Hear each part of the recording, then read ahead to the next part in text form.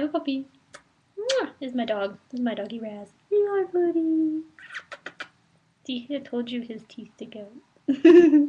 What's up, baby? What do you see? He's ever vigilant. Okay. What I wanted to talk about today, I said that weird. Shh. Is basically what every new witch, pagan, Wiccan wants to do right away is their dedication ritual. I can't fathom enough how much you can't rush something like this. If you are really um, dedicated enough to the religion, because I mean, this is not like this is a religion, and it is not something to be played with, I guess, because a lot of people take this seriously, like me, and I take it. It's like a part of my personal life. Like if somebody's running around there like being a fluffy bunny and being like, "Oh, hey, you're Wiccan, I'm Wiccan too, we." No, that's actually kind of slightly insulting to me, and I would really rather you not do that unless you're 100% dedicated to this craft. It's a fuzz on my camera. So, a lot of people will tell you, or tell you beginners out there that before you do your dedication ritual, you really should do your year and a day of study. And yeah, that seems like a long time, but you don't just read the Bible in a day. I mean, I guess you could if you wanted to, but you don't just do something like that. You don't read it for a day and completely understand everything that it's talking about or whatever. You go and study each chapter, I guess. So in Wicca and paganism, you don't just run out there, look at a couple things, you get the basic gist of it, and you do your dedication ritual. That is not how it works. You have to, like, I'm one of those strong believers that everybody should do their year and a day of studying the craft. And then after that year and a day, you can do your dedication ritual like the day after that time date, or I mean, a couple days after. It doesn't really matter when you do it, just as long as it's after your year and a day of studying. It's kind of like, I guess you could relate it to being like waiting to be baptized or something. Like, I don't know how to relate this to anything, but you don't just fly through school. Like, you don't skip 10 grades and do 2 years of school. That's not how it works. So with that said, about after you do your year in a day, you'll be like, oh, where do I start? Or maybe you've already started planning, or you already want to start planning your dedication ritual, which I don't know why you would the very first day of your year in a day, because that'd be really stupid. Because you'll end up, like, I guarantee you'll end up changing at least one thing that you would plan to do in your dedication ritual. So, as far as the actual ritual goes, I highly recommend writing it yourself. Because one, it means more to you, and because you wrote it yourself, and two, it would mean more to, I don't want to say, it probably just mean more in general, just saying, because it's like something you took your time to do, and it shows that you're not just one of those people that's going to look up every solution on the internet or in books or whatever. I mean, you can take aspects of different things that you can find. Like, you can look at 10 different rituals on, like, 5 of them are online and 5 of them are in the books that you've been reading. And you can take different aspects from each one of those if you really wanted to, and then combine them into your own. That's fine. Or you could just completely start from scratch and write it all by yourself. That's fine too. I guess you could follow somebody else's written dedication ritual, but I mean, it just, I highly recommend doing it yourself because then you feel better about when you're doing it because you know it's something that you wrote, and I also think that you'd be able to remember something that you wrote down a lot easier than something you read or something you read and wrote down. That's just me. Um, as far as the actual setting up of the ritual goes, like I'm not gonna give you any tips or anything like that because it should be special to you. Like whether it's just sitting around like 5 candles and you know saying a few words or calling quarters doesn't matter. It just has to be what you want it to be because it's yours and it's your personal thing that you're doing.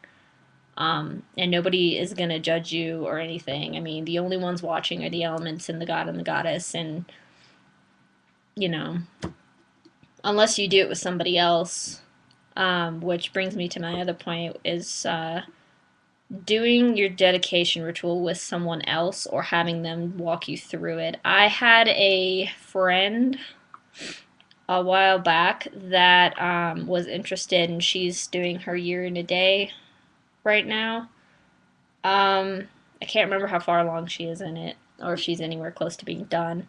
But she at one point had asked me if I would be willing, and if she still wanted to have, if she still wanted to do this when she was ready to do her dedication ritual, if I would be there to help her do it as sort of like a dedication slash initiation, I guess.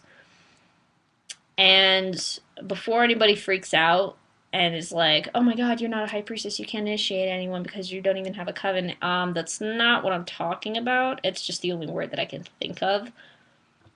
I would have been willing to do it. I told her that she should really do it by herself because it's a personal thing. But I told her that if she really still wanted me to be there and help her with it, then I would be, because I mean it's her choice, and I'm gonna be there for her friend, fellow practitioner, that whole deal. So I don't mind, like, I wouldn't mind anything like that. Like, if you were in a coven and were studying under somebody in a coven, or maybe you're just studying, and then you were like, oh, I'm ready to do my self dedication or a dedication or an initiation, like that's completely different. But as far as having somebody else there with you, I don't see a problem with it as long as it's their choice and not like you insisting that you be there, because I mean, you want them to have their special moment, um, you know, kneeling before the god and the goddess and dedicating themselves to the religion. So, with that all done and said over with, I really don't think that.